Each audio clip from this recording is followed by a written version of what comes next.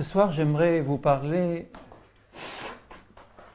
essayer avec la grâce de Dieu, parce que c'est tellement profond, tellement important, que j'ai besoin de toute la grâce du Seigneur pour pouvoir l'expliquer, et vous avez besoin de la grâce du Seigneur pour pouvoir l'entendre aussi. Je voudrais vous parler de tout ce que Jésus a fait sur la croix pour nous.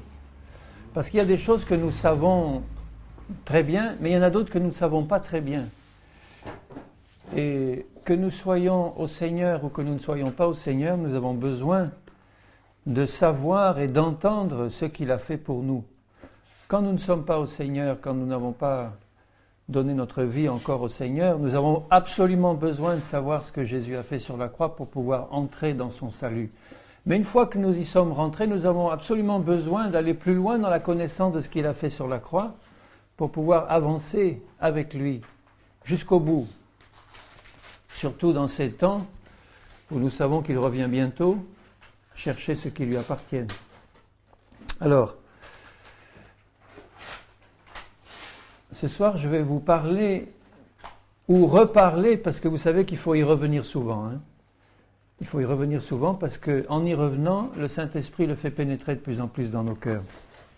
Je vais vous parler plus profondément de 4 choses que le Seigneur a accomplies sur la croix. Ce sont des choses qu'il a accomplies il y a 2000 ans, c'est fait une fois pour toutes, et une fois qu'il l'a accompli, il le met à la disposition de tous ceux qui veulent l'accepter. Donc de nous aujourd'hui, c'est toujours valable pour nous. Ce qu'il a accompli il y a 2000 ans est toujours pour nous aujourd'hui. La première des choses, alors je vais d'abord les énumérer, puis après je vais les développer en lisant quelques passages. La première des choses qu'il a accompli sur la croix, quand il est mort, c'est l'expiation de nos péchés par son sang. Et pour toutes ces choses, nous avons besoin de la révélation intérieure du Saint-Esprit, parce que je peux vous parler, votre oreille peut entendre, mais il ne faut pas que ça reste au niveau d'une compréhension dans le cerveau, il faut que ça rentre dans le cœur. Et pour ça, il faut ouvrir notre cœur à ce que le Saint-Esprit veut y faire, l'Esprit de Dieu. Donc il faut que la révélation nous soit donnée, en même temps que l'oreille entend. La première chose, c'est que Jésus est mort sur la croix, il a versé tout son sang parce qu'il fallait que son sang soit versé pour payer pour nos péchés et pour effacer tous nos péchés. Ça, c'est la première des choses, c'est la chose la plus fantastique du monde parce que ça nous ouvre la porte étroite du salut. Et je vais expliquer en quoi tout à l'heure. Donc, première des choses, le sang qu'il a versé à la croix a la puissance, dans la vie de ceux qui croient, d'effacer tous les péchés commis. Absolument tous, complètement, de les effacer. On n'en parle plus. Il efface tout. Il a payé avec son sang pour nous. Alors la deuxième chose qu'il a accomplie à la croix, que Dieu le Père a accompli en Jésus pour nous à la croix, c'est que au moment où Jésus est mort, Dieu le Père a placé en lui tous ceux qui croiraient en Jésus d'avance pour mourir avec lui sur la croix. Alors ça déjà c'est un peu plus compliqué à comprendre. Là aussi on a besoin de l'assistance du Saint-Esprit parce que quand on explique que Jésus est mort il y a 2000 ans, qu'il a versé son sang et que son sang efface tous les péchés, bon c'est quelque chose de relativement connu et courant. On peut l'accepter assez facilement, mais de penser que en Jésus-Christ, il y a 2000 ans d'avance, Dieu avait mis en lui, pour y mourir avec lui, tous ceux qui croiraient en lui, ça c'est déjà un peu plus compliqué et le Saint-Esprit doit nous l'expliquer dans nos cœurs. Quand Jésus est mort, il est mort dans un corps de chair que Dieu son Père lui avait donné, mais il n'a jamais commis de péché. Et il est mort parce qu'il fallait non seulement qu'il verse son sang pour laver nos péchés, mais il fallait qu'il règle par sa mort le problème de notre nature de péché.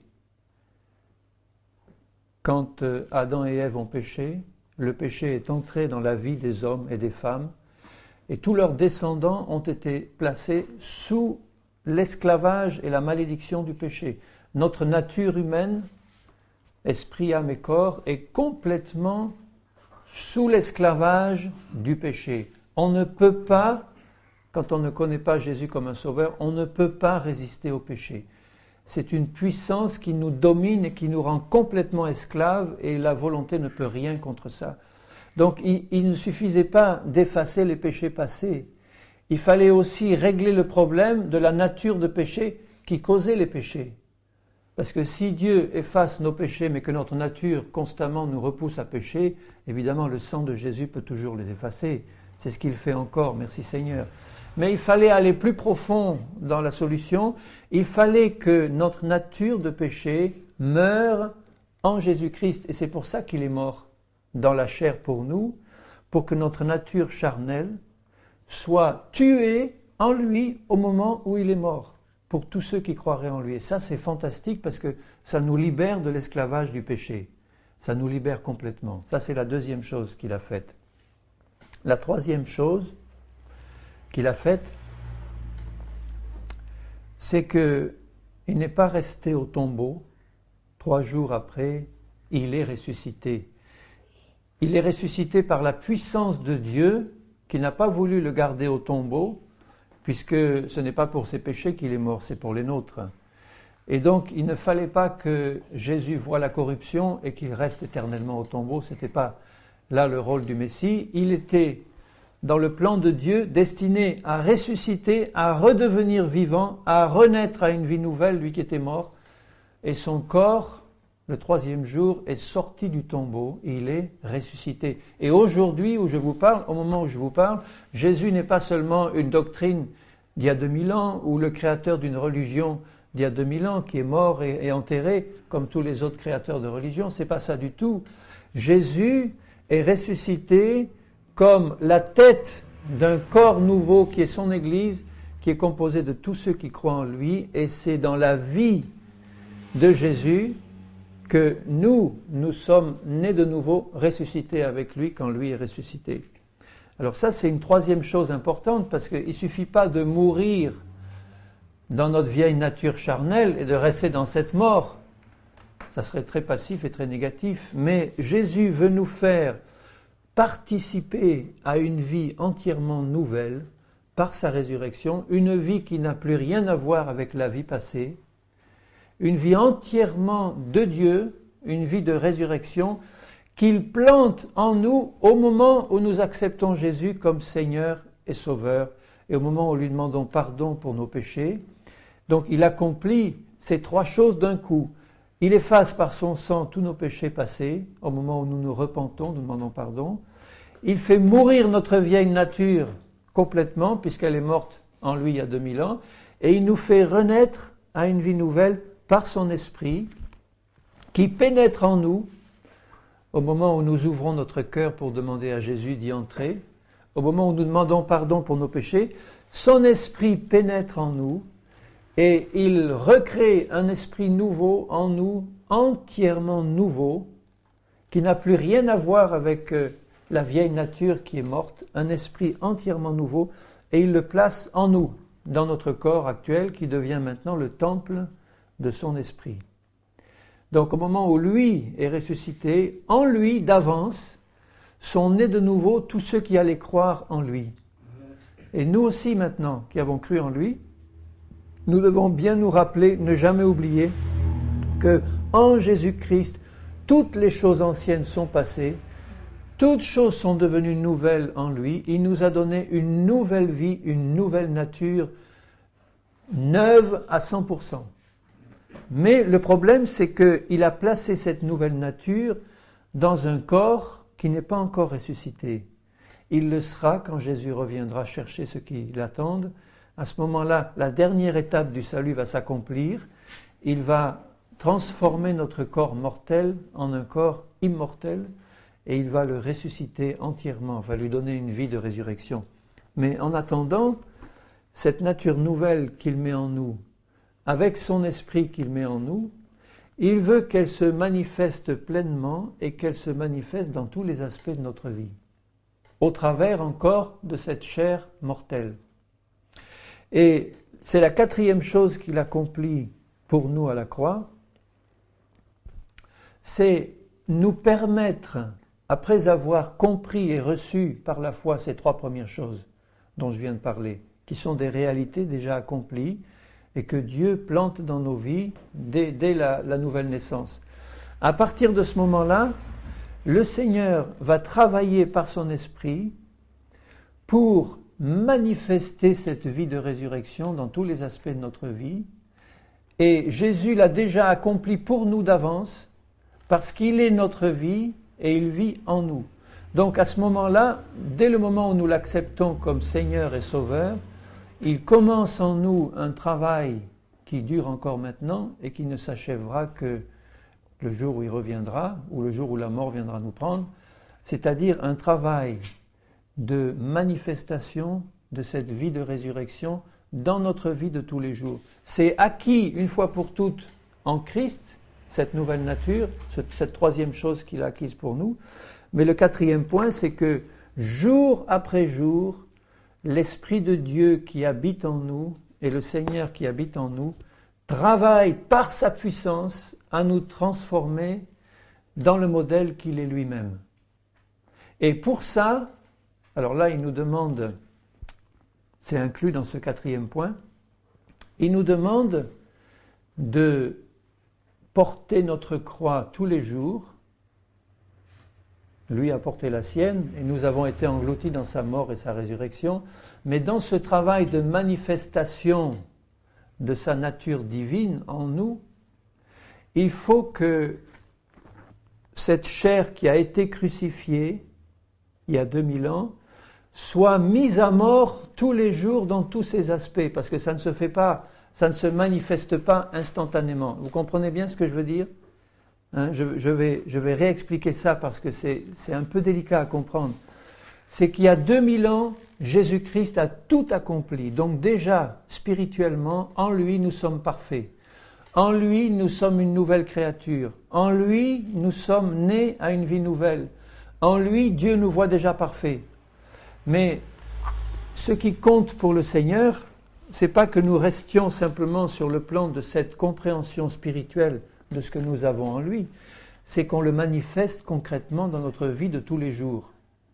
Et ça ne se fait pas le jour de la conversion. Ce qui se fait le jour de la conversion, c'est une réception personnelle par l'Esprit de tout ce que Jésus a accompli pour nous. C'est déjà à nous complètement d'avance.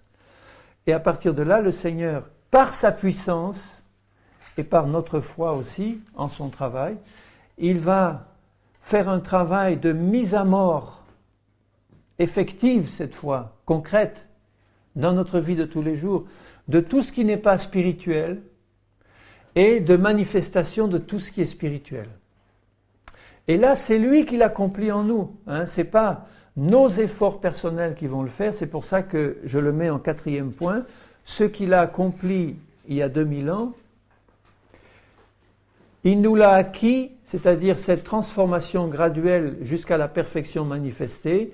C'est lui qui va le faire en nous, pourvu que nous restions attachés à lui et que nous croyions à sa parole. C'est exactement l'image du cep. Vous êtes en train de faire des vendanges, c'est exactement ça. Vous avez vu comment la grappe s'est formée, le sarment était attaché au cep et il n'a pas fait d'effort personnel pour produire du fruit. Il lui a suffi de rester attaché au cep et la vie qui est dans le cep s'est petit à petit manifestée en faisant grandir le fruit jusqu'au moment où on vient le récolter. Mais ça n'a pas été un travail du sarment. Le sarment, lui, son seul travail, si je peux dire, ça a été de rester accroché au cep.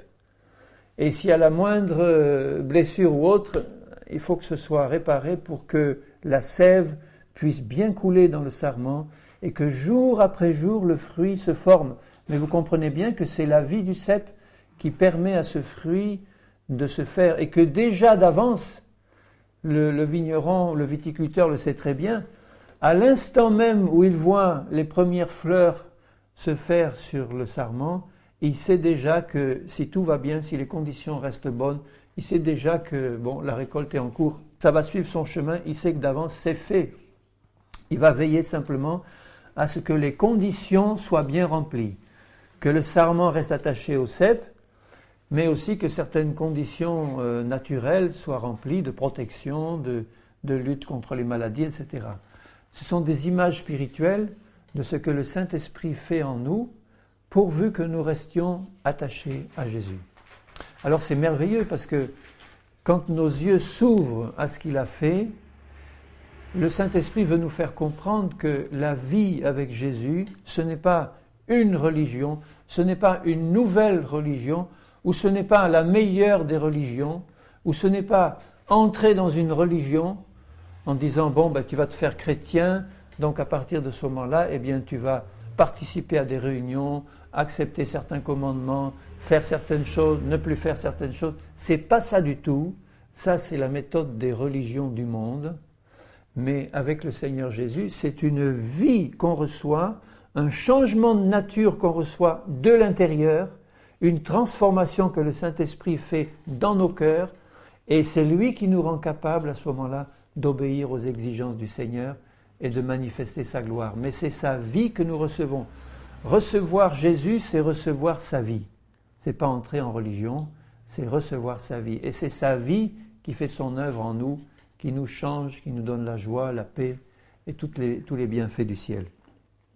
Alors, si je reviens au premier point, je vais lire dans Romains 3 et au verset 9.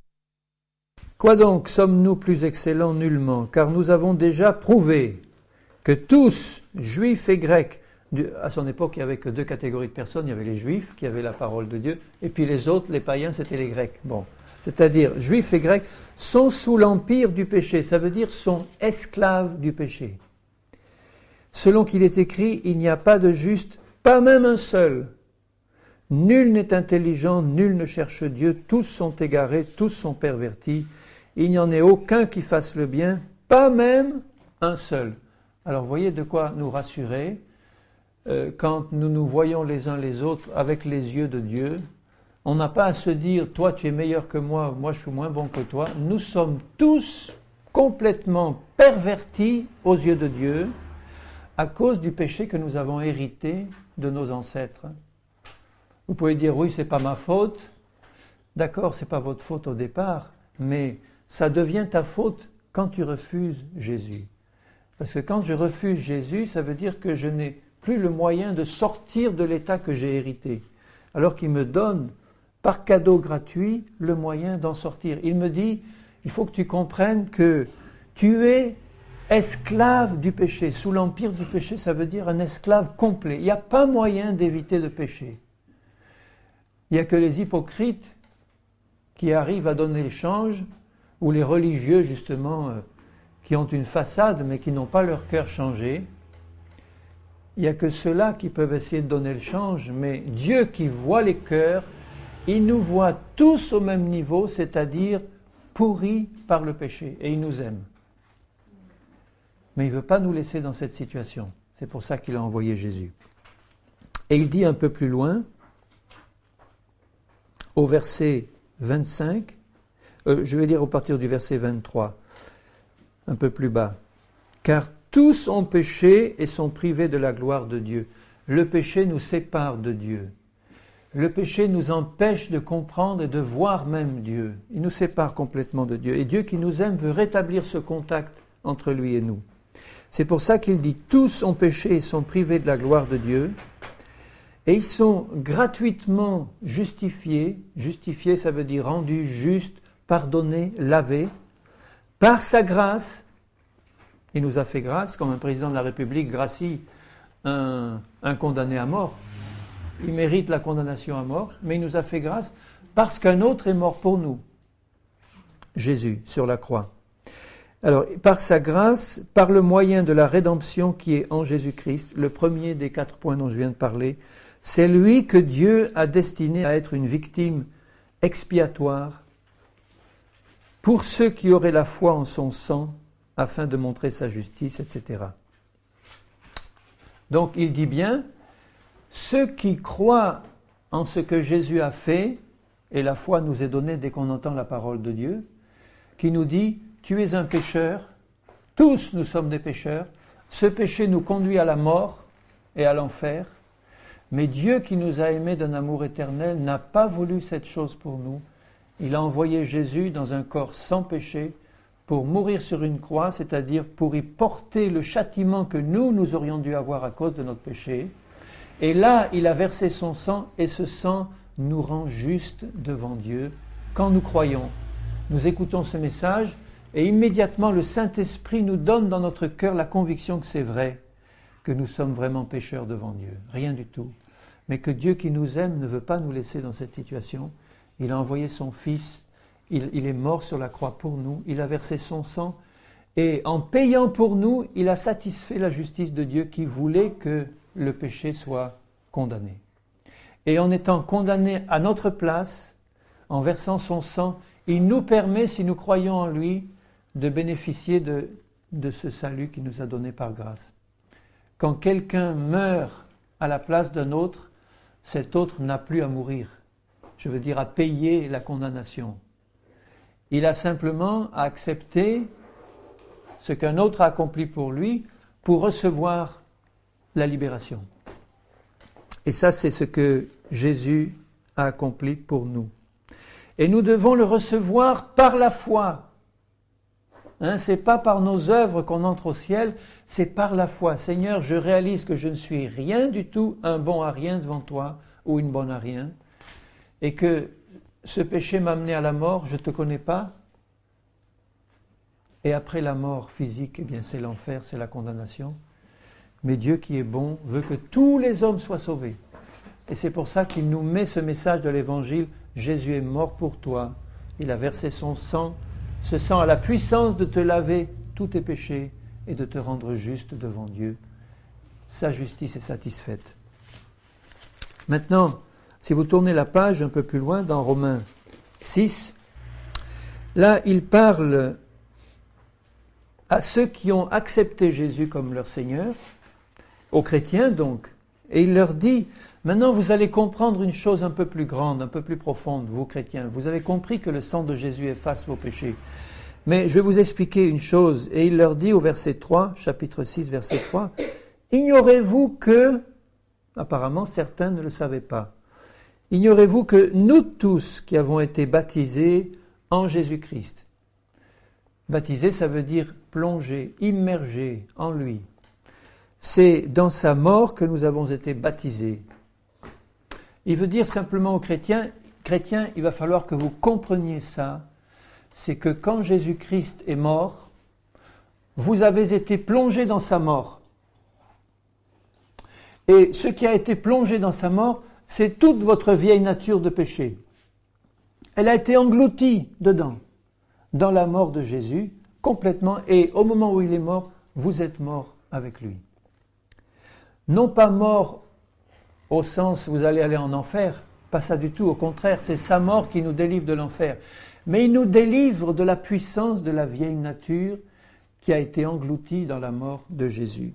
Nous avons été ensevelis avec lui par le baptême dans sa mort, afin que, comme Christ est ressuscité des morts par la gloire du Père, de même nous aussi nous marchions en nouveauté de vie. En effet, si nous sommes devenus une même plante avec lui par la conformité à sa mort, nous le serons aussi par la conformité à sa résurrection, sachant que, écoutez bien, sachant que notre vieil homme, notre vieille nature de péché a été crucifiée avec lui. Ça, c'est important de le savoir, puisque le fait de savoir que le sang de Jésus nous a lavés de nos péchés ne suffit pas dans le plan de Dieu. Ça suffit complètement pour nous donner le salut, mais ça ne suffit pas à régler le problème de notre vieille nature de péché. Là, il veut que nous sachions que notre vieille nature charnelle qui nous poussait constamment à pécher a été crucifiée avec lui pour que le corps du péché soit détruit. Le corps du péché, c'est-à-dire ce corps qui était esclave du péché, maintenant il est détruit. Et il prend l'exemple du maître et de l'esclave. Il prend l'exemple d'un homme qui est esclave d'un autre, qui est son maître. Si le maître est méchant, le péché est comparé à un maître. Et nous étions esclaves de ce maître-là. Le péché régnait dans nos membres et nous étions son esclave. Bon, pour être libéré de cet esclavage, en principe, en théorie, il y a deux solutions. S'enfuir ou mourir. On ne peut pas s'enfuir quand on est esclave du péché. L'image s'arrête là. Quand on est esclave du péché, parce que le péché habite en nous, on ne peut pas s'enfuir de quelque chose qu'on porte en nous. Donc la seule solution, c'est de passer par la mort et de comprendre et de croire que quand Jésus est mort, cette vieille nature de péché qui nous tenait esclaves, elle est morte avec lui. Pour que nous soyons libérés du péché, et il le dit au verset 7, celui qui est mort est libre du péché. Libre, complètement libre. Nous ne sommes plus esclaves. Ça veut dire que le maître qui s'appelle le péché, il est toujours vivant, lui. Il tourne toujours, il est là. Mais l'esclave est mort en Christ. Donc, le maître n'a plus de pouvoir sur cet esclave parce que l'esclave est mort. Le péché habite toujours dans le corps, mais l'esclave, lui, il est mort. Donc, le péché, le maître ne peut plus avoir d'autorité sur quelqu'un qui est mort. C'est terminé. On ne peut plus avoir autorité sur quelqu'un qui est mort. Si vous êtes esclave ou si vous êtes prisonnier à vie, eh bien, une fois que vous êtes mort, vous êtes en un sens libéré de tout esclavage. Seulement, ça ne s'arrête pas là. Il dit au verset 8, « Si nous sommes morts avec Christ, nous croyons aussi que nous vivrons aussi avec lui, sachant que Christ, ressuscité des morts, ne meurt plus. La mort n'a plus de pouvoir sur lui, il est ressuscité, donc il vit éternellement maintenant. Il est vivant aujourd'hui, il a reçu un corps de gloire, il est vivant aujourd'hui, il pourrait apparaître au milieu de nous dans son corps glorifié s'il le voulait. Il est là, à la droite du Père dans le ciel, attendant sa venue pour prendre son Église et l'emporter avec lui pour lui éviter l'apocalypse qui vient sur une terre rebelle. Mais il est toujours là, toujours vivant, et il vit dans nos cœurs par son esprit. La mort n'a plus de pouvoir sur lui. Il est mort, et c'est pour le péché qu'il est mort une fois pour toutes. Il est revenu à la vie, et c'est pour Dieu qu'il vit. Alors là, nous ayant fait comprendre ça, par la révélation du Saint-Esprit, et au moment où vous écoutez ça, je prie dans mon cœur pour que cette révélation soit vraiment donnée au plus profond dans nos cœurs à tous, que ça a été accompli par Jésus, c'est une réalité qu'il a faite, qui est parfaitement accomplie, cette mort en lui et cette résurrection en lui, c'est parfaitement accompli et disponible maintenant pour tous ceux qui croient. Et il est prêt à nous donner la révélation dans notre cœur si nous le désirons. Notre Père céleste est prêt à nous donner cette révélation dans le fond de nos cœurs si nous le désirons. Il ne va pas nous forcer, il va simplement répondre à notre désir. Est-ce que tu désires avoir cette révélation ? Du péché, de la mort où nous conduit le péché, mais aussi du salut en Jésus, du pardon des péchés par le sang de Jésus, de la mort de notre vieille nature en Jésus et de notre résurrection à une vie nouvelle. Il peut nous donner immédiatement cette révélation, si nous le désirons. Mais alors, en ce qui concerne, là je suis maintenant au troisième point, la naissance à une vie nouvelle. En ce qui concerne cette naissance à une vie nouvelle, le Seigneur commence par nous le révéler par son esprit, nous faire comprendre, il nous dit, tu sais, ton problème de vieille nature est réglé. Tu es maintenant une nouvelle créature en esprit et en Christ. Je peux recevoir cette révélation, la recevoir dans mon cœur, être rempli de joie et dire, c'est fait Seigneur en toi, tu m'as donné cette vie-là, et maintenant que je le sais Seigneur, maintenant que je suis une nouvelle créature, eh bien maintenant alors c'est tout pour toi et maintenant je vais vivre entièrement pour toi, je vais me consacrer à toi et bon voilà, je vais me consacrer entièrement et vivre pour toi. On commence comme ça si on est sincère. Alors on commence dès le début de notre vie chrétienne, ça a été notre cas à tous, et notre erreur à tous. On est tellement rempli de reconnaissance pour le Seigneur, quand on a eu cette révélation, et on est tellement attristé de voir autour de nous tant de gens qui l'ont pas.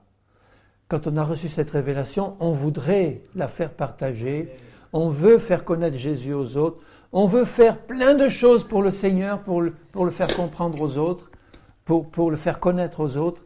Et on commence par se lancer dans toutes sortes de choses faites pour le Seigneur, par amour pour lui.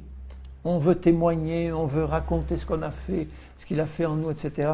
Et là commence souvent notre première erreur, c'est que comme on n'a pas encore pleinement manifesté toute cette nature sainte qui nous a donné la nouvelle nature, on commence par faire l'erreur de vouloir faire des choses pour lui, parce qu'on apprend sa parole, on voit ses exigences, on apprend ses commandements. Jésus nous dit par exemple, aimez-vous les uns les autres, pardonnez-vous. Donc on va recevoir ce commandement, on va dire dans notre cœur, c'est vrai Seigneur, tu as raison, tu me demandes d'aimer les autres, donc je vais les aimer.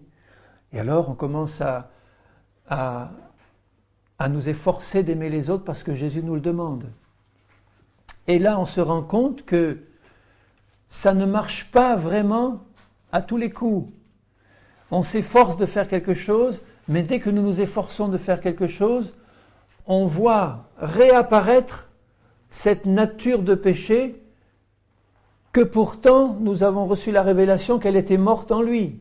On a tous fait cette expérience, on a reçu la révélation que notre vieille nature est morte, que la nouvelle nous a été donnée, et puis on commence par faire des choses pour lui, et immédiatement on fait un faux pas, on trébuche, on bronche, on se met en colère, on a une réaction d'impatience, on a une réaction d'impureté, de méchanceté, puis on dit « Oh Seigneur, quand même, je ne devrais pas faire ça, pardonne-moi ». Le Seigneur nous pardonne, on prend une bonne résolution, on dit « Seigneur, maintenant c'est fini, je ne recommencerai plus parce que je connais ta parole, je sais que tu me demandes d'aimer mes frères et mes sœurs, alors maintenant c'est fini, s'il y en a un qui me parle de travers, Seigneur, tu peux être sûr de moi, je ne vais jamais plus me mettre en colère, je veux manifester ton amour et ça va être le cas. » Et puis un quart d'heure après, malheureusement, on recommence. Ou le lendemain, on réussit à ne pas se mettre en colère la première fois, et puis à la 7e fois que la même personne, dans la même journée, nous fait la même chose, alors là, la 7e, on craque et on dit « Seigneur, non ». Et on voit réapparaître cette nature charnelle, et ça nous frustre parce qu'on sait qu'on fait mal, on est honnête avec le Seigneur. Et c'est cette expérience dont il parle dans Romains 7, quand il dit, je vais relire dans Romains 7, il y a un deuxième degré de libération, pas seulement réalisé par la foi qu'il m'a donné une nouvelle nature qui habite en moi par la foi, et que si je crois, je le verrai se manifester, c'est sûr. Mais il me donne une révélation encore un peu plus grande. Il me dit au chapitre 7, « Ignorez-vous, frères, car je parle à des gens qui connaissent la loi. » Il parle de la loi de Dieu. « Que la loi exerce son pouvoir sur l'homme aussi longtemps qu'il vit. Ainsi, une femme mariée est liée par la loi à son mari tant qu'il est vivant. Si le mari meurt, elle est dégagée de la loi qui l'a liée à son mari. » Ça, c'est la loi de Dieu. En passant, je le dis, quand tu es marié, c'est pour la vie. Il n'y a que la mort qui peut séparer un couple. Mais là, il prend l'image de cette association mari-femme pour nous montrer comment le Seigneur veut nous dégager de toute loi, au sens où il l'entend lui. Et je dis au verset 3, « Si donc, du vivant de son mari, elle devient la femme d'un autre homme, elle sera appelée adultère. Mais si le mari meurt, elle est libérée de la loi de sorte qu'elle n'est pas adultère en devenant la femme d'un autre. » Il prend l'exemple d'un mari et d'une femme qui sont mariés pour la vie. Et ce mari est un mari très exigeant. La loi de Dieu, c'est très exigeant. On ne peut pas faire mieux. La loi de Dieu est parfaite. Ce sont tous les commandements que Dieu nous demande d'appliquer dans nos vies, qu'il appelle la loi. Et cette femme qui est mariée à ce mari, elle est liée à lui tant que tous les deux sont vivants. Elle ne peut en être libérée de cette loi, de ce carcan de la loi, de ce mari exigeant qui est tout le temps en train de lui donner des commandements et lui dire ça va pas, ça il faudrait que tu t'améliores, là, ça serait quand même, c'est difficile d'avoir un mari comme ça. Là je parle à des épouses qui ont des maris très exigeants, qui sont toujours en train de regarder la petite bête, en train de montrer le doigt sur ce qui ne va pas, en train de dire tu devrais t'améliorer, tu devrais te perfectionner, là ça ne va pas. Et on ne peut rien dire parce que lui est parfait. Il est parfait, on ne peut rien trouver de mal à la loi de Dieu, elle est parfaite. Mais on est là et ça ne va pas, on voudrait bien faire, on n'y arrive pas, et puis on est là sous un esprit de condamnation permanent. Parce qu'on veut essayer de bien faire et on n'y arrive pas. Et cette femme, elle est malheureuse. Et il dit, elle est libérée si le mari meurt. Mais là, c'est pas le mari, c'est la femme qui doit mourir. Il dit, de même, mes enfants, mes frères, vous aussi, vous avez été par le corps de Christ mis à mort en ce qui concerne la loi. Nous étions mariés à la loi avant, et la seule manière d'être libéré de la loi, c'est de mourir en Christ. Ça veut dire que dans cette vie de résurrection qu'il nous donne, pour pouvoir marcher dans cette vie de résurrection, le Seigneur va me faire comprendre en tant que chrétien que je dois aller un pas plus loin. Et il y a beaucoup de chrétiens qui restent à ce niveau-là, au niveau légaliste, d'une condamnation permanente par la loi. Ils sont sincères, ils connaissent les commandements de Dieu, ils voudraient les appliquer, ils s'efforcent de les appliquer, ils s'efforcent d'aimer les autres, ils s'efforcent d'être patients, ils s'efforcent d'être bons, ils s'efforcent de faire des choses pour Dieu, ils s'efforcent d'évangéliser, etc., etc. Et ils le font par leur propre force, et à ce moment-là, ils sont esclaves de la loi de Dieu, puisque la loi produit, développe le péché dans ceux qui veulent marcher par leur propre force. Et la seule manière de pouvoir être libéré de l'esclavage de la loi de Dieu, c'est de mourir en Christ. Je vais prendre un autre exemple plus simple. Supposez que vous soyez patron et que vous avez un employé qui est vraiment bon à rien. Il fait tout de travers, c'est le Gaston Lagaffe parfait. Il fait tout de travers, dès qu'il bouge le petit doigt, il casse tout, il fait rien de bon. Il est complètement incapable. Vous êtes son patron et ça pose problème. Vous avez beau lui dire fais ça comme ci, fais ça comme ça, il n'y a rien à faire, c'est dans sa nature. Il est incapable de faire quoi que ce soit bien. Seulement quand il reste tranquille. Alors là, si vous lui dites assieds-toi et bouge pas, alors là, il casse rien. C'est parfait, il a l'air d'être un employé parfait.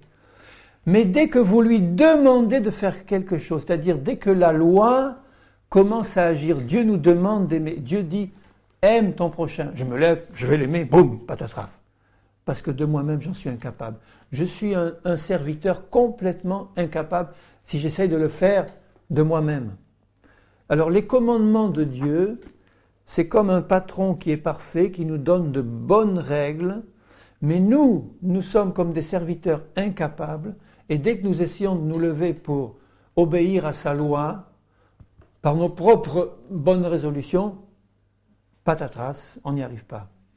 Alors, il nous libère de cet esclavage de la loi par la mort de Jésus. Et il nous fait comprendre, il nous dit, tu vois, tu as compris une chose, que tu es mort et ressuscité en Jésus, mais à partir du moment où tu as compris ça, je vais te faire comprendre quelque chose de plus profond encore, c'est qu'il faut que ce soit la vie de Jésus qui s'exprime en toi pour te faire faire tout ce que je te demande.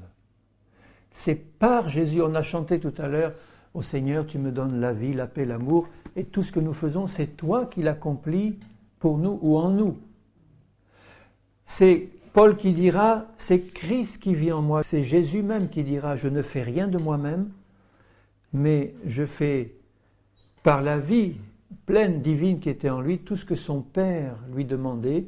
Il le faisait non pas parce qu'il se forçait à le faire, mais il le faisait parce qu'il laissait en lui cette vie divine, celle de son Père, la vie du Saint-Esprit, s'exprimer pleinement. Et lui, la seule chose qu'il faisait, c'est d'accepter de laisser sa volonté propre de côté, parce que Jésus avait aussi une volonté personnelle. Il a une personnalité différente de celle du Père, bien que ce soit le même Dieu. Il dit, non pas ma volonté, Père, mais la tienne. Donc, Il avait une volonté personnelle, mais il a choisi de la mettre de côté pour laisser la volonté du Père se faire en lui par la puissance de l'Esprit qu'il habitait pleinement. Ça n'a pas été un effort de volonté dans la vie de Jésus. Il a simplement mis sa volonté au service de son Père et la vie divine qui était en lui s'est écoulée au travers de lui. Alors il veut nous faire comprendre, et ça c'est notre pierre d'achoppement à nous quand nous voulons bien faire des choses pour Jésus, quand nous sommes sincères, que nous voulons marcher avec lui. On va faire des efforts pour lui plaire et on fait des efforts et à chaque fois on chute, à chaque fois on tombe, on prend des résolutions. Seigneur, je ne pécherai plus, je vais faire des efforts et je pêche et je pêche. Quand vous voyez le tableau que Paul lit dans Romains 7, c'est un tableau qui n'est pas très agréable, puisqu'il dit au verset 14, « Nous savons que la loi est spirituelle, mais moi je suis charnel, vendu au péché dans ma nature charnelle. » Et vous savez, le propre de la nature charnelle, c'est de se manifester immédiatement quand on lui laisse la possibilité. Dès que nous voulons faire des choses par nous-mêmes, c'est notre nature charnelle qui s'exprime. Dès que nous voulons faire quelque chose par nous-mêmes, même si nous voulons le faire pour Dieu, c'est notre nature charnelle qui s'exprime, et là, c'est la catastrophe. Parce que notre nature charnelle ne peut pas obéir à Dieu, elle ne le peut même pas. Il faut qu'elle soit mise complètement de côté. Et c'est là que le quatrième point vient, puisque tout se fait par la foi.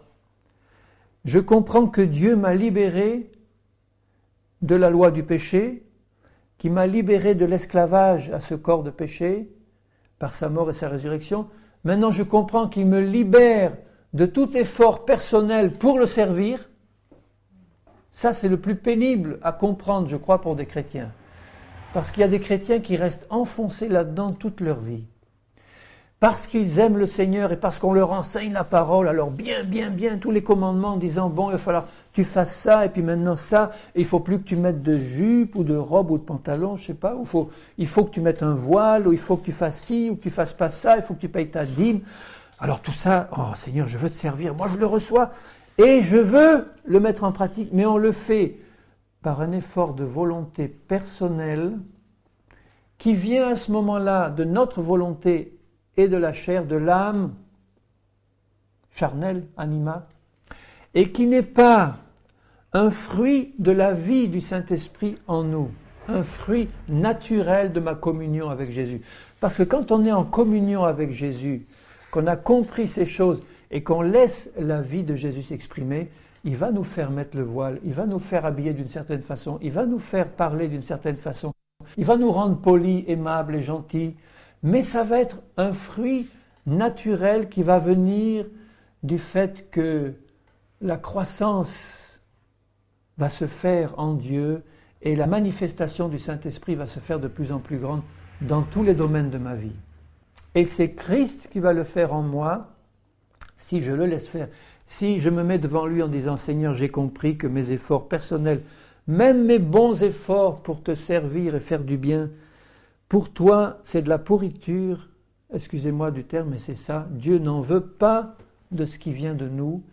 Il veut que nous recevions de lui tout ce dont nous avons besoin pour que lui vive au travers de nous.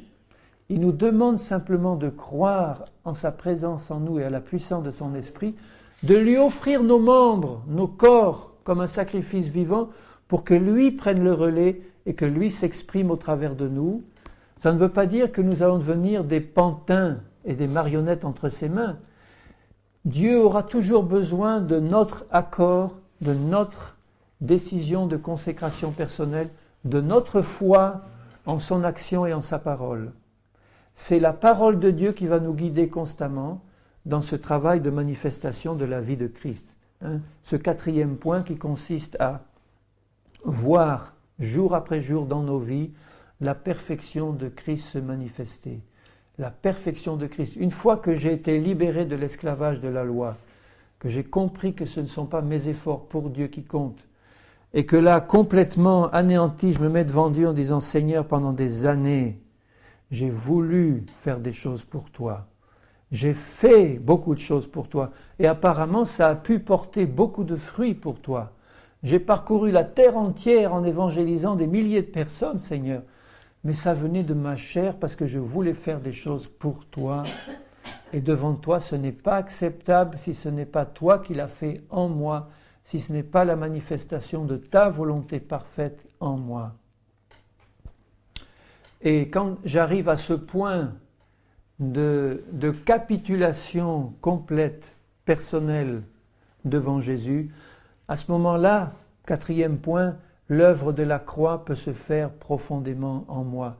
Et c'est la dernière des œuvres de la croix de Jésus, c'est de me faire comprendre alors complètement à quel point le Seigneur veut que lui se manifeste en moi et que ce soit plus moi qui le fasse pour lui. Il veut que ce soit son bon parfum qui sorte du vase brisé. Rappelez-vous, quand cette femme a brisé ce vase de parfum pur et qu'elle l'a répandu sur Jésus, que ça embaumait toute la pièce et que les disciples n'étaient pas contents parce qu'elle avait gaspillé des milliers de francs de parfum de grand prix. Jésus a dit, laissez-la, elle a fait quelque chose de bien. Et partout où l'évangile sera annoncé, jusqu'à la fin des temps, on racontera ce que cette femme a fait. Parce qu'elle a fait exactement ce que Jésus veut que nous fassions, que, avec un petit coup sec, on brise complètement ce bouchon qui empêchait encore le parfum de Christ de se manifester. Ce bouchon de volonté personnelle, ce bouchon de vie propre, de vie personnelle, que Dieu veut complètement briser par sa croix. Et si vous regardez dans Romains 8, et c'est ça, dans ce 4e point qu'il veut faire, qu'il veut nous apprendre jour après jour, c'est de marcher dans une vie crucifiée qui est en même temps une marche par l'Esprit. Si je veux apprendre à grandir en Christ, pas seulement rester dans cette attitude de foi, certes, qui consiste à dire « Seigneur, je suis une nouvelle créature en toi », mais il faut que ça ait des effets positifs dans ma vie de tous les jours, donc que je l'ai bien reçu par la foi, et que je sache quoi faire de manière concrète dans ma vie de tous les jours. Eh bien, concrètement, ça s'apprend. Laisser la vie de Christ s'exprimer, marcher par l'esprit et plus par la chair, ça s'apprend concrètement dans une communion personnelle avec Jésus tous les jours. Quand il dit au chapitre 8 de Romains, au verset 1, « Il n'y a maintenant aucune condamnation pour ceux qui sont en Jésus, qui marchent non selon la chair, mais selon l'esprit. La loi de l'esprit de vie en Christ m'a libéré de la loi du péché et de la mort. » Et au verset 4, il dit, « Afin que la justice de la loi soit accomplie en nous qui marchons, non selon la chair, mais selon l'esprit. » Et à partir de là commence l'apprentissage quotidien de la marche par l'esprit. Alors comment apprendre quotidiennement à marcher par l'esprit? Il le dit un peu plus bas, au verset 11, « Parce que tu sais que l'Esprit de Dieu habite en toi. Tu as en toi un aide puissant. » Et il dit, « Si l'Esprit de celui qui a ressuscité Jésus d'entre les morts habite en vous, » et c'est le cas pour tous ceux qui ont accepté Jésus. Celui qui a ressuscité Christ d'entre les morts, c'est-à-dire le Père, Dieu notre Père, qui a ressuscité Christ par son Esprit, rendra aussi la vie à vos corps mortels par son Esprit qui habite en nous. Ainsi donc, frères, nous ne sommes pas redevables à la chair pour vivre selon la chair. Si vous vivez selon la chair, vous mourrez, mais si par l'Esprit, vous faites mourir les actions du corps, par l'Esprit qui habite en vous, vous vivrez. Là, c'est notre apprentissage quotidien. Alors, comment recevoir cet apprentissage? 1, en sachant que, déjà en Christ, nous sommes une nouvelle créature. 2, en sachant que son Esprit habite en nous. Et son Esprit a la capacité de rendre la vie à nos corps mortels et de faire mourir les actions de ce corps, complètement. Pourvu que nous laissions le Saint-Esprit faire et que nous ne mettions pas notre volonté personnelle sur le chemin du Saint-Esprit. en disant maintenant c'est moi qui veux faire ça, c'est moi qui veux obéir, c'est moi qui veux faire les bonnes œuvres, c'est moi qui veux faire... Non, laisse le Saint-Esprit faire en toi. Fais-lui confiance et foi en l'action du Saint-Esprit qui va te conduire et qui va t'illuminer sur la situation actuelle que tu es en train de passer. Nous avons besoin de la lumière du Saint-Esprit pour qu'il nous montre où nous en sommes aujourd'hui. Si vous avez le visage sale et que vous voulez vous nettoyer, qu'est-ce que vous faites normalement? Vous allez devant une glace et puis vous regardez d'abord pour voir, parce qu'on ne peut pas se voir le visage nous-mêmes, hein, c'est la seule partie du corps qu'on ne peut pas voir bien. Donc vous allez vous mettre devant une glace et puis là vous regardez où est la saleté et puis vous vous nettoyez. Mais il faut qu'il y ait une glace et puis il faut qu'il y ait quoi encore? De la lumière. Mettez-vous devant une glace en pleine nuit. Essayez de vous nettoyer. Ça va pas marcher. Vous aurez beau avoir tout le savon du monde et la meilleure glace du monde. Si vous êtes dans le noir, vous n'allez pas vous nettoyer. Dieu est lumière. Dieu est lumière. Donc, la solution de mes problèmes pratiques de tous les jours, ça ne va pas consister, comme font les psychologues, à aller m'examiner, à aller remonter dans mon passé, à aller faire de la cure d'âme chrétienne, des machins comme ça. Ça vient de la chair. Ce qui est chair est chair, ça ne peut pas faire naître l'esprit. Ce qui est esprit est esprit. Jésus dit, tout ce que tu reçois de la chair, ça va produire la pourriture. Donc si tu veux voir l'état où tu es aujourd'hui, tu vas te mettre devant le miroir de la parole de Dieu, la Bible est comparée à un miroir, et tu vas te laisser éclairer par la lumière du Saint-Esprit. Il faut les deux, le miroir de la parole, et en me voyant là-dedans, je vais me voir tel que je suis, et la lumière de Dieu, la lumière du Saint-Esprit. Et là, avec les deux, je verrai l'état où je suis aujourd'hui. Et à ce moment-là, je vais faire mourir les actions du corps, mais parce que Dieu m'a montré dans sa parole, parce que Dieu m'a donné la lumière de son esprit, à ce moment-là, je vais dire, Seigneur, je reconnais que je suis sale, lave-moi dans ton sang, je t'en demande pardon. Je me vois maintenant dans le miroir et à la lumière de ta parole. J'ai compris, Seigneur, que ça n'allait pas. Maintenant, Seigneur, agis en moi pour me transformer comme tu le veux. Agis en moi. Je vois clair, Seigneur, maintenant. Je vois clair. Et là, ça s'appelle marcher jour après jour par l'Esprit dans la lumière du Seigneur. Et le Seigneur va nous montrer jour après jour ce qui est spirituel dans ma vie présente et ce qui est charnel. Ce qui est encore charnel. Il va me montrer. Et comme il n'aime pas ce qui est charnel, dans mon service chrétien, dans mon ministère chrétien et tout, s'il y a quelque chose de charnel, le Seigneur veut l'enlever. Il va quelquefois me faire passer par des expériences bien douloureuses pour que je comprenne que j'ai à lâcher toute volonté propre, personnelle et charnelle, même de le servir. Il faut que je lâche. C'est pour ça que tant de chrétiens ont dû passer par des épreuves difficiles où quelquefois ils ont eu l'impression d'être complètement abandonnés, mis de côté par Dieu, parce qu'il fallait que dans cette situation-là, ils lâchent leur volonté personnelle. Ils laissent tomber les dernières racines de volonté personnelle qu'ils avaient en eux pour que la croix de Jésus vienne tuer ces dernières racines de volonté personnelle. Quand je dis volonté personnelle, ça veut dire désir d'en faire à ma tête, à moi, comme moi je le voudrais. Hein. Dieu ne veut pas tuer notre volonté, il veut tuer notre volonté personnelle. Il veut que notre volonté soit mise à son service, mais il ne veut pas que ce soit notre volonté qui dirige notre vie. C'est la sienne. Donc il va me montrer chaque fois tous les endroits où ma vie est encore dirigée par ma volonté personnelle. Il va faire la lumière, il va me dire maintenant, la solution c'est que tu comprennes que ma croix, dit Jésus, est passée par là. Et toi maintenant tu vas te charger de ta croix, c'est-à-dire que tu vas apporter ta volonté personnelle pour qu'elle soit remplacée par ma volonté. C'est ça ma croix. Tu vas accepter de renoncer à ce qui te coûte actuellement tant que tu veux garder pour toi. Vous vous rappelez la parabole où Jésus a dit à un homme qui avait respecté toute la loi de Dieu, il lui dit, toi il te manque une chose. Il était riche à millions, à milliards peut-être cet homme. Jésus lui dit, toi il te manque une chose, tout ce que tu as, vends-le et donne-le aux pauvres et suis-moi. C'était son problème à celui-là. Il respectait toute la parole, mais il avait encore une idole dans son cœur qui l'empêchait d'être un disciple de Jésus et de recevoir vraiment la vie du Seigneur, la vie, son salut. Et là, à la lumière du Saint-Esprit et de la parole, il va nous montrer tous les points où nous sommes encore attachés pour faire notre volonté personnelle.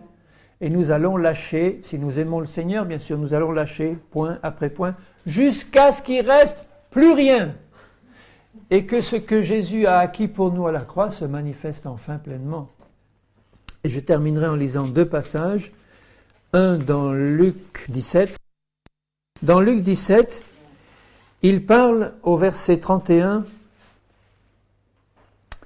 Au verset 30, il dit « Il en sera de même le jour où le Fils de l'homme paraîtra ». Il parle de l'enlèvement.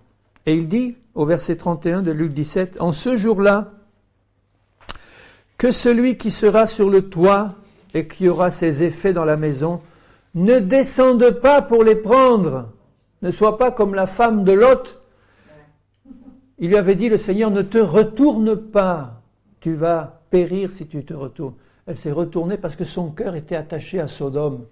Son cœur était attaché, elle a été transformée en statue de sel, elle est morte. Il dit, ne descends pas prendre tes effets dans ta maison, et que celui qui sera dans les champs ne retourne pas non plus en arrière. Souvenez-vous de la femme de Lot. Celui qui cherchera à sauver sa vie la perdra. Ça veut dire, celui qui cherchera à sauver sa vie par ses propres moyens et sa propre volonté d'en faire à sa tête, tu la perdras. Ça veut dire qu'il ne sera même pas enlevé. C'est un contexte d'enlèvement là. Hein. Et celui qui la perdra la retrouvera.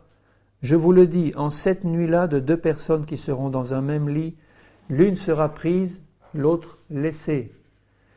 Alors, bien-aimé, ça veut dire que si ton cœur est encore attaché ici-bas à quelque chose de plus que Jésus, ça veut dire que tu seras tellement lourd que tu ne pourras pas monter. Tu ne pourras pas monter. Parce que ton cœur veut revenir en arrière. Tu es attaché ou à un homme ou à une femme ou à un ministère ou à quelque chose que tu es en train de faire. Suppose par exemple que tu sois un serviteur de Dieu en train d'accomplir une œuvre grandiose pour Dieu en ce moment même. Et elle n'est pas tout à fait achevée au moment où la dernière trompette sonne et tu dis au Seigneur, « Seigneur, j'ai pas encore fini. Regarde, ton œuvre.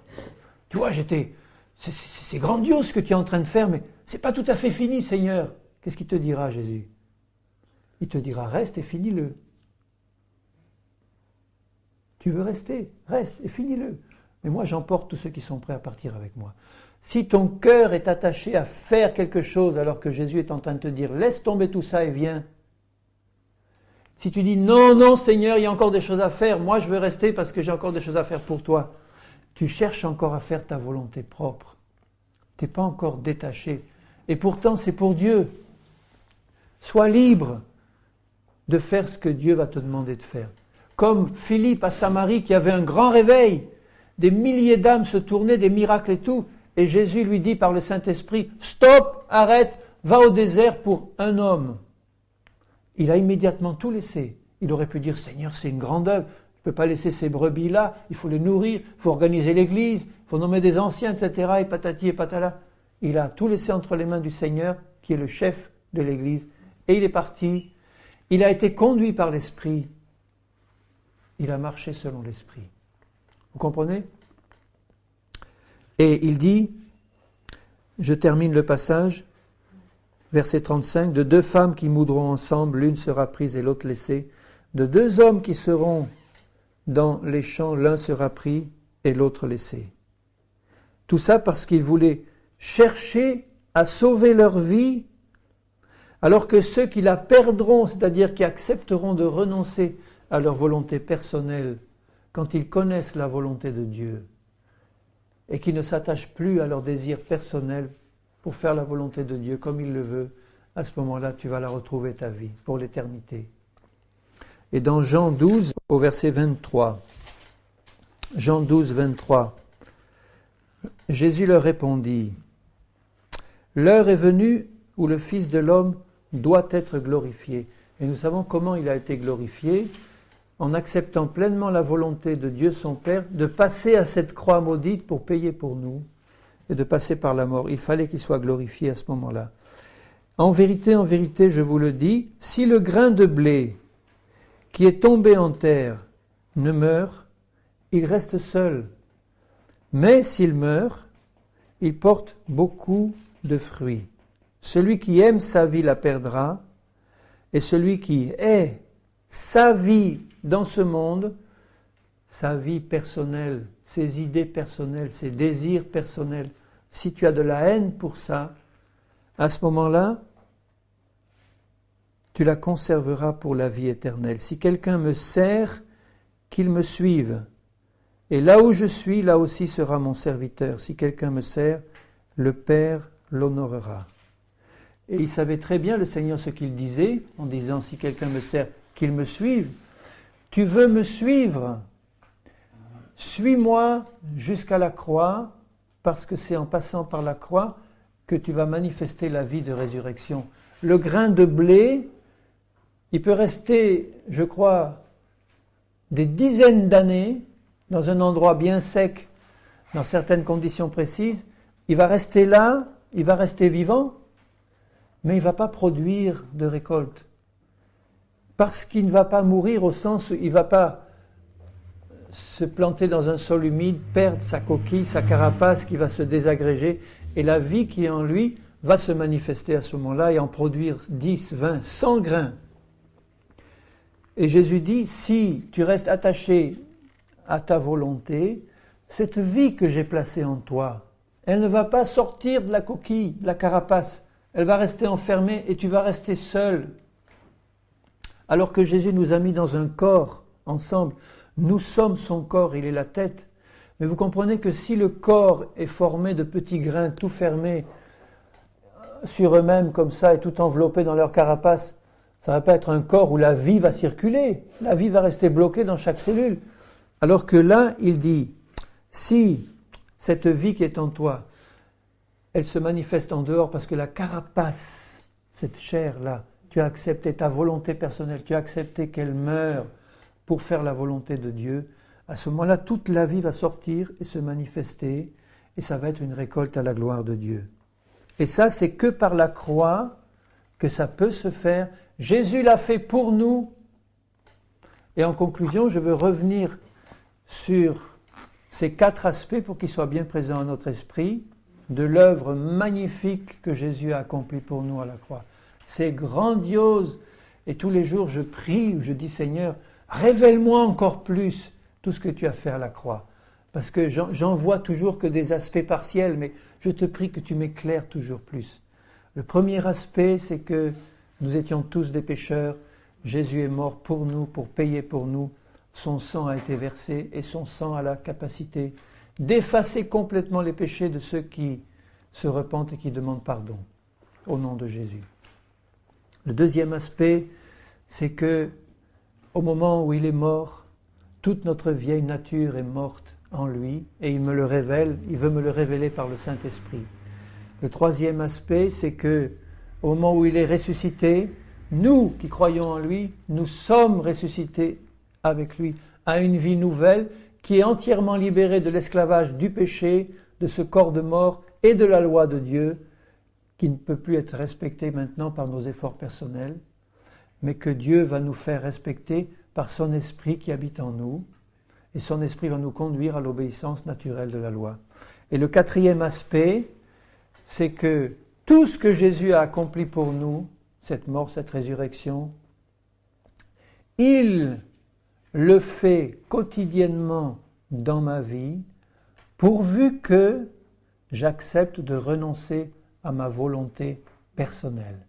Et comme c'est une croissance, il va me montrer toujours plus par la lumière de sa parole et de son esprit où sont les points de ma vie où je tiens encore à quelque chose de personnel, parce que là, ça va bloquer la vie de résurrection.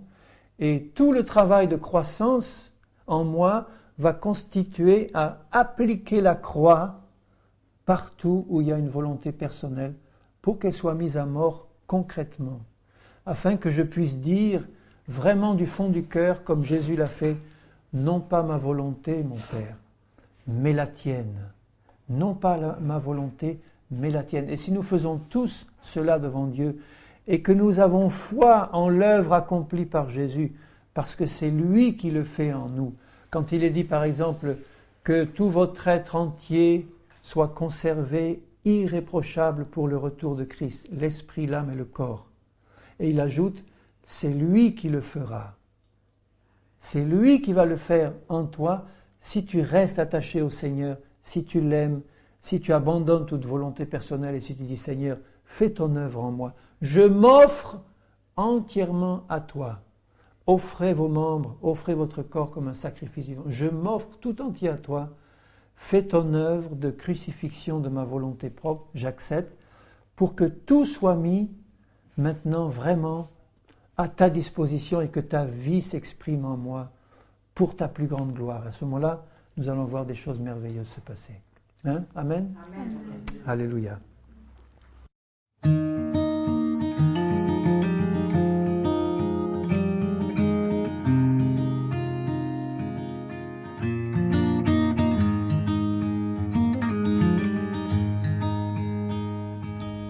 Entre tes mains, j'abandonne tout ce que j'appelle mien. Oh, ne permets à personne, Seigneur, d'en reprendre rien. Oui, prends tout, Seigneur. Oui, prends tout, Seigneur. Entre tes mains, j'abandonne tout avec bonheur.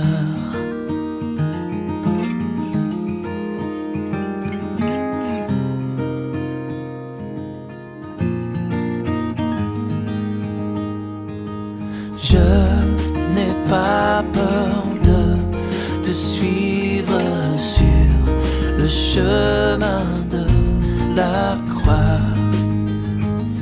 car c'est pour toi que je veux vivre. Je connais, j'aime ta voix. Oui, prends tout, Seigneur. Oui, prends tout, Seigneur. Sans rien garder, je te livre tout avec bonheur.